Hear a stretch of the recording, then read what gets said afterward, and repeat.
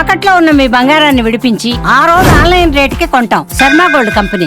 నమస్తే, welcome to Suman TV. ఇక్కడ స్క్రీన్లో మీకు కనిపిస్తున్నటువంటి వ్యక్తి పాకిస్తాన్ సైనిక ప్రతినిధి లెఫ్టినెంట్ జనరల్ అహ్మద్ షరీఫ్.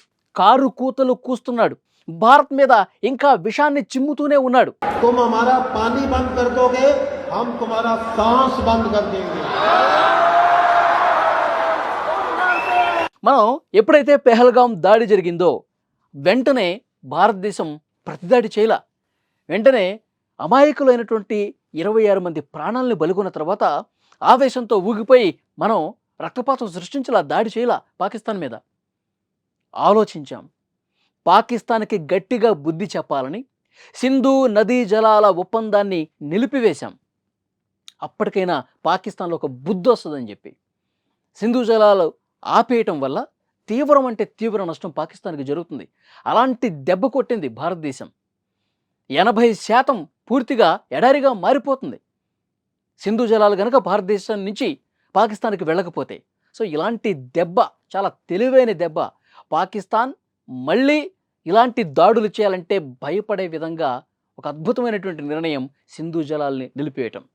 ఇప్పుడు దీని మీదే అక్కడ ఉన్నటువంటి పాకిస్తాన్ నాయకులు కావచ్చు, ఇలాంటి అధికారులు ఇంకా కారు కూతలు కూస్తున్నారు. ఇంకా విషం చిమ్మేటువంటి ప్రకటనలు చేస్తున్నారు. మీరు సింధు జలాల్ని నిలిపివేశారు కదా, సింధు జలాలు కనుక భారత్ నుంచి పాక్కు రాకపోతే అక్కడి ప్రజల ఊపిరి ఆపేస్తాం. వీడు పాకిస్తాన్లో ఒక విశ్వవిద్యాలయంలో మాట్లాడటానికి వెళ్ళాడండి. వెళ్ళి ఏం చెప్తాడో తెలుసా? భారతదేశం సింధు జలాలు ఆపేసింది కదా, ఇది కంటిన్యూ చేస్తే నిజంగానే అక్కడ కశ్మీర్ దగ్గర డ్యాంలో నిర్మాణం చేసి సింధు జలాల్ని రాకుండా కట్టడి చేస్తే అక్కడి ప్రజలు ఊపిరి తీసేయటమే కాదు, ఆ సింధు జలాల్లో అక్కడి ప్రజల రక్తం పారిస్తాం అని మాట్లాడతాడండి. ఎంత దుర్మార్గమైనటువంటి ఆలోచన కలిగి ఉన్నాడు ఈ అహ్మద్ షరీఫ్ అనే వ్యక్తి. మళ్ళీ సైనిక అధికారి ఇతను. అక్కడి ప్రజలకి ఏం నూరిపోస్తున్నాడు అంటే ఇంకా వాళ్ళని ఏ విధంగా రెచ్చగొడుతున్నాడు చూడండి. అంటే అక్కడ స్థానికంగా చదువుకునే యువత కూడా మీరందరూ కూడా ఉగ్రవాదులుగా మారిపోండి, భారతదేశం మన మీద విషం చిమ్ముతోంది, భారతదేశం మన పట్ల ఇంత దారుణమైనటువంటి నిర్ణయాలు తీసుకుంటుంది, మీరందరూ కూడా భారతదేశం మీదకి ఎగబడి దండయాత్ర చేయండి, ఉగ్రవాదులుగా మారిపోయి అక్కడ అమాయకుల్ని చంపేయండి, ఈ విధంగా రెచ్చగొడుతున్నాడా? ఎంత దారుణంగా అక్కడ అధికారులు తయారయ్యారంటే, అధికారులే కాదు, నాయకులే కాదు, అక్కడ ఉగ్రవాది లష్కర్-ఇ-తోయిబా చీఫ్ హఫీజ్ సయీద్ అంతకుముందే ఇలాంటి వ్యాఖ్యలు చేశాడు. సింధు జలాల్లో ఆపేస్తే కనుక అక్కడ రక్తం పారిస్తాం, మోడీని లేకుండా చేస్తాం, మోడీని అంతం చేస్తాం, ఇలాంటి ప్రకటనలు చేశాడు. तू कहेगा कि पाकिस्तान का पानी रोकेंगे, कश्मीर के अंदर डैम बना के तुम पाकिस्तान के पानी को रोकोगे, पाकिस्तान की ज़राअत सनत का खात्मा करके पाकिस्तान की मईशत तबाह करके सी पैक के मंसूबे नाकाम करने के लिए तू बढ़ के मारेगा और तू चाहेगा हम चुप रहे. सुन, अगर तू पानी बंद करेगा इंशाअल्लाह हम तेरी. ఒక అంతర్జాతీయ ఉగ్రవాదుల హిట్ లిస్ట్లో హఫీజ్ సయీద్ ఉన్నాడు. అతను చేశాడు వ్యాఖ్యలు. అలాంటి వ్యాఖ్యలనే సైనిక అధికారి కూడా చేశాడు అంటే ఇక ఉగ్రవాదులకి సైనిక అధికారులకి తేడా లేదు. క్లియర్గా అర్థమైపోతుంది పిక్చర్. అక్కడ ఉగ్రవాదులు ఏ మనస్తత్వంతో అయితే ఉంటారో, అక్కడి ఉగ్రవాదులు ఏ విధంగా ఒక దాడులు చేస్తూ హింసను సృష్టిస్తూ కశ్మీర్లో కావచ్చు, మన భారతదేశంలో హింసను ప్రేరేపిస్తూ ప్రశాంతత లేకుండా చేయాలన్న మైండ్ సెట్తో అక్కడ ఉగ్రవాదులు ఏ విధంగా అయితే ఉంటారో అక్కడ పాకిస్తాన్ అధికారులు కూడా, అక్కడ పాకిస్తాన్ నాయకులు కూడా ఇదే మైండ్ సెట్తో ఉంటారు. అంటే అక్కడి పాలకులు, సైనికులకి, అధికారులకి ఎలాంటి భావజాలం అయితే ఉందో ఉగ్రవాదులు కూడా అదే భావజాలంతో ఇద్దరూ ఒకటే.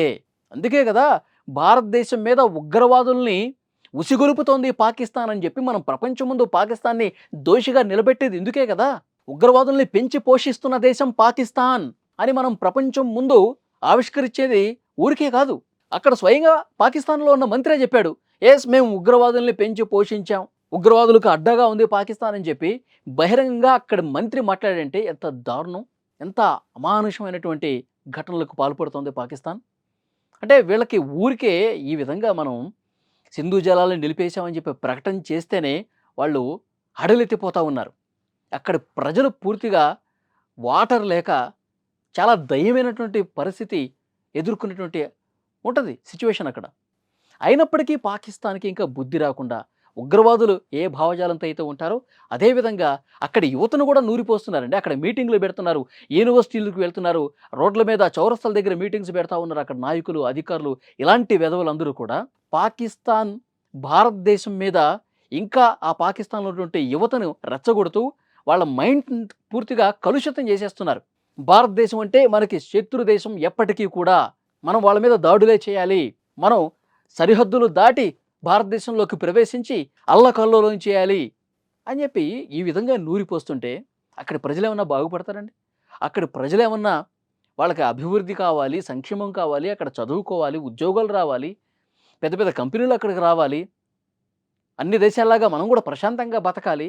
ఇలాంటి ఆలోచన ధోరణి అక్కడి నాయకులకు, అక్కడి పాలకులకు, అధికారులకు లేదండి. ఎంతసేపు అందుకే భారతదేశం కూడా చాలా స్ట్రాటజిక్‌గా ముందుకు పోతోంది. ప్రపంచ బ్యాంకులు అంటే ఆర్థిక సంస్థల నుంచి నిధులు రాకుండా కట్ చేయాలి. మన భారతదేశం కొన్ని బృందాలుగా అఖిలపక్షం నాయకుల్ని దేశ విదేశాలకు పంపిస్తోంది. ప్రపంచం నలుమూలలకి పంపిస్తోంది.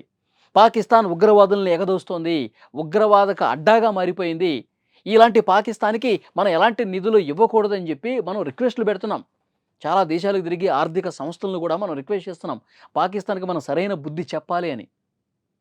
కానీ ఇంకా వీళ్ళు విషం చిమ్ముతూనే ఉన్నారు. భారతదేశం మీద ఉగ్రవాదుల్ని ఎగదోస్తూనే ఉన్నారంటానికి ఈళ్ళు చేస్తున్నటువంటి వ్యాఖ్యలు అక్కడ సమావేశాల్లో పాల్గొని మాట్లాడుతున్నటువంటి మాటలు నిదర్శనం. ఫ్రెండ్స్ మీరేమంటారు? ఇలాంటి దుర్మార్గుల్ని ఏం చేస్తే వీళ్ళు సరైన దారికొస్తారు? ఇంకా పాకిస్తాన్ పాలకులు, ఇలాంటి అధికారులు మన మీద మాట్లాడుతున్నటువంటి ఈ వ్యాఖ్యల్ని మీరు ఏ విధంగా చూస్తున్నారు? కామెంట్ రూపంలో తెలియజేయండి.